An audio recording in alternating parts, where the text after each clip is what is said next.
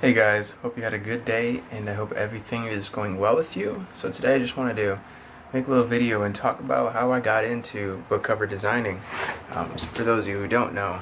So here's the whole story. So I got started drawing like around age 6. I picked up the pencil when I was like 6 years old, literally. Sat down at the couch, grabbed a TV tray, went and watched a drawing show, and just watched it every day and practiced drawing until I got better and just kind of kept at it throughout school and throughout throughout time. And it's always been something I've kind of focused on. I liked, I guess you could say it was like my introduction to art. I got in through drawing. And I really liked it. I still do like to draw, but I just don't do it as much since I've now transitioned into the digital world, which is great. And with the internet here and everything, it's like may as well. So that's what I mainly that's how I got started.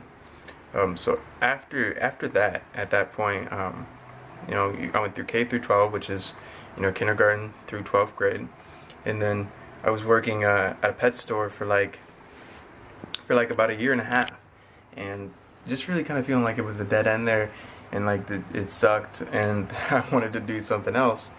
So I already started thinking. This was back in like was that 2012, 2013? No, this is 2013, and I was like, what am I gonna do next? I was doing some other online stuff at the time to try to make money, and it was like this stuff ain't really working. This stuff's not working, and I'm not really having fun with it. So I was just like, let me go to school. Let me see if I can try to learn. I went to major in graphic design, and I had no clue how everything was gonna connect, but now I get it. So I decided to go to school, and I picked Central Michigan University, which is a university that's here in Mount Pleasant, Michigan, which is only like an hour and a half, maybe 2 hours from where I'm at right now. And so yeah, started up at school, and I went there in August of 2013. I left that job and moved out there, and moved into the dorms, and got set up, and I was like, all right, we're getting started. I'm a college student now, which is cool. I thought it was cool. I was set up. I had my dorm room, and it was cool. And I mean, for people that still going to school, good job, finish, get your degree. And if you don't finish, it's still like hopefully you learned something, because I think at the end of the day, it's what I learned, and that's made the most change in my entire life. It's what you learn and what you stick with, because if you don't stick with shit, like what are you gonna really do? Like so yeah. So left VI Pets, which was the pet store I was working at. Went to school, or signed up to go to school. When I got there, I didn't have any. I really didn't have much money, so I was like, "Hey mom, I need like." I was in graphic design, so I was like, "Hey mom, I need some money, for this." Photoshop, which was the only program that was like required in graphic design class. But she didn't have money, so she asked my grandma, and my grandma was like, "Hey, you know what? Here's $1,000, and get your school stuff and just get going." So I immediately went to the school store. It was like that day. This is probably like late August, maybe even early September, of 2013. So I remember literally going to the office area at the university, and going in and seeing all these copies of Photoshop, and all the students have their student version of everything. So you got student deals, and you think it's a good deal and stuff, but it was still like $600 to get Photoshop, which wasn't cheap. So it just kind of made me go, oh, okay, this must be some kind of like real important program. I never knew why software was priced that much, but it's really not that much, like, because what you can do with software is so much more, and especially when it's the only software that's made like a massive advancement just in the online, in not even in the online thing, it's just on the computers as a software. Photoshop, they've done an excellent job. So yeah, back to the story. So I get Photoshop, right, and I remember grabbing it. It wasn't like a disc or anything. It was just like a little code, and you got to download it online. And so I'm walking back to my dorm, got my little backpack on, and I'm headed back there, and I'm like, okay, I didn't really know what I was gonna be doing with it at the time. So the next day goes on, time goes on, and things school starts getting, getting in the flow. And it takes a week or two to you really get settled in, like, this is the main project we're going to be working on for this whole quarter. And that's what happened. So when I remember going to that graphic design class early that morning. It was like my first class in the day, which I'd wake up and go straight to it, which I like graphic design, which is so that's like that was a perk. Waking up and going to graphic design was like, it was a win for me. It was a win, even though I had no clue how to design on the computer at all. Like, up until this time, keep in mind, I had never designed on the computer. I never designed with Photoshop. I never touched, like, okay, maybe I touched Microsoft Paint, but that was about it, and I wasn't even that good, like, literally. So here's where the learning kicks in, right? Because just how I learned drawing, I learned how to do book covers in the same fashion. I mean, different, obviously different, somewhat different, but the same process, which is just really applying yourself and sticking to something and working on it on a daily basis. So at that point,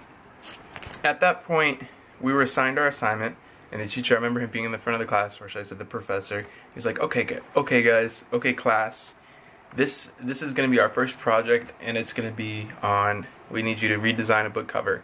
And I was like, that's pretty sweet. I don't have a clue how to design book covers, so I'll give it a shot. So I had my Photoshop. I remember walking back to, we didn't really have time to, he was showing us how, how book cover designs work, and going through a whole bunch of different things on the, the big boards that they have up in school classrooms. I don't know if they're projectors or if they're like smart boards, which are kind of different. But it was cool, because I remember going back to my dorm, walk back, I had my music in my ears, and then I get to my dorm, and I head up. I live at the top of these towers. What do they call them? I think they were just called the towers or something like that. Literally, that was like the name for them. And what it was like a newer establishment of dorms that were like rebuilt and supposed to be only for the older, the older seniors and juniors. But I was just a freshman at the time, and I was like, look, I want a dorm room by myself. I don't want a roommate. And they set me up and was like, look, we're going to have to put you here so you don't have to have a roommate. And I was like, that works out extra cool, because I don't mind chilling with older kids, So it was cool how that all worked out. But it's funny how things kind of progressed into what they are today. And so that's why I'm just, it's important to pay attention to time and how far you've gotten, and like anything you've done, it connects to your future if you haven't already, noticed. Hopefully you've noticed, because that's really how you could move forward with things. So, I get back to my dorm, and I'm chilling there, right? I open Photoshop. I got the assignment to do this book cover redesign. I'm like, all right, I'm just gonna dive in and do this. So the book was The Slight Edge, and I'll post the cover of the real book cover and then the redesign that I did below this video if you want to find it. But only if you're on my website right now. If you're watching this off YouTube, you won't see the picture, so you'd have to click the post. But point is, he gave us this redesign project, to redesign a book, and I had no clue how to do it, but I just figured, put some music on, have a plan, and I think I did a sketch out on paper first, just to know where I wanted everything to be and kind of how I wanted it to look, because that's, again, where, having your vision comes in hand, because it's like, oh, if you can picture it in your mind, then you must be able to create it, So it was cool seeing how that kind of worked, even though the cover was kind of rough, it's still, like, compared to what I thought it was going to be, it turned out really nice, and sharing what we had to, how I'll go into this. So what we had to do once we completed the project, keep in mind, I got it done the first day, and this was like, they're giving us like 2 weeks to, do this project. And I was like, look, we just got to focus on it for, however many hours, just do it now.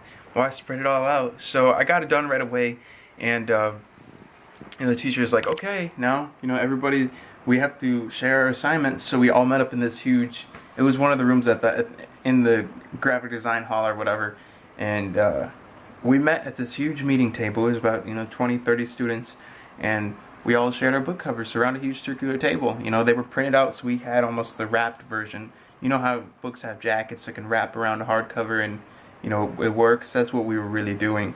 We were just doing a redesign, and we were kind of making a mock-up wrap to go around it, so it looked like it was a new book cover. And that's what he was going to grade us on. So I took it seriously, and And I think other people in the class are kind of like, they're playing with it. And don't get me wrong, there were some cool covers. Like, other people had great stuff too. Like, it just really, I guess at that point, when I shared it with the class and I heard someone go, wow, that looks like a real book, I was like, wait a minute, that's a good thing. That's a good thing. And I just kind of took that and really worked with that.